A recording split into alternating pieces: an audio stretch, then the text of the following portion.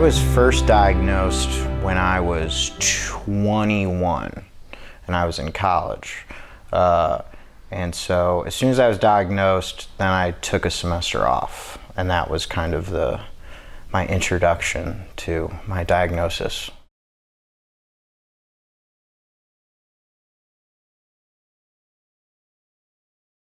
In terms of like a treatment plan changing, like I had to change therapists like 18 months ago, right?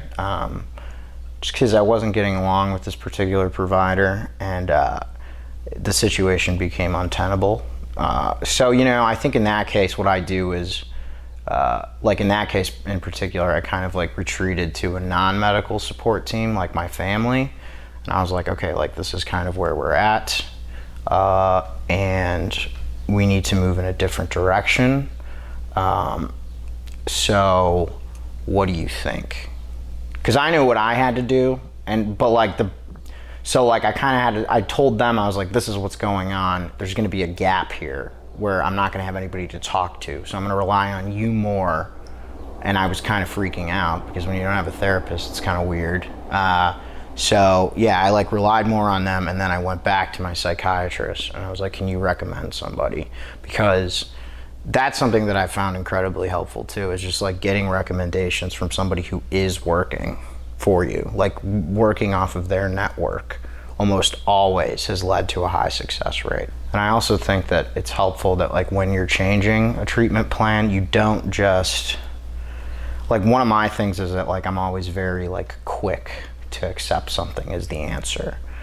So I kind of have to pause a minute and just kind of like, it's kind of like when you meet a new person that you're introducing to your world of treatment, it's kind of like going on a bunch of first dates, You don't say I love you to, the person that you're sitting across the bar from, on your first date. You gotta like see a couple people and then call a couple people back, and then as you kind of like go through it and triage, you kind of like find the one, or who you think the one is. But so that's kind of my experience.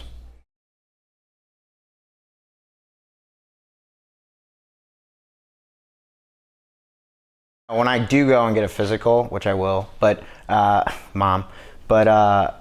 yes, I do. When it comes to like my primary care physician, obviously they know what I'm prescribed, and so yeah, a lot of the stuff that they help me with is kind of like explaining how certain behaviors can expose you and render certain medications ineffective. Also just kind of checking up on your physical health, like, hey, your blood pressure's high, so you need to exercise more, and then they kind of say, and plus it'll help you out with this other stuff. So yeah, I think that's important, is just making sure that all the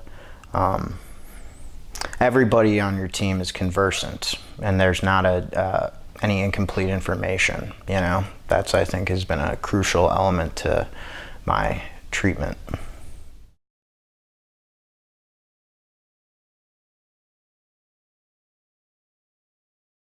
One way that helped actually was I used to talk about it when I did stand-up. So I would have I had a whole routine about it. And then that was kind of helpful because one, hearing me say it to people and them responding to it, then I was like, okay, this isn't crazy.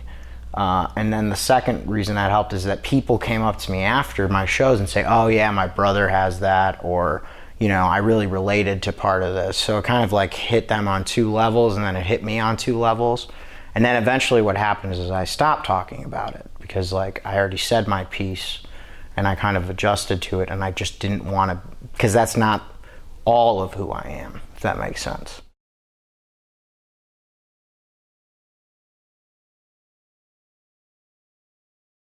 Everybody has their thing, okay? So you're not alone, and because everybody has their thing, most people are going to give you the benefit of the doubt and get behind you.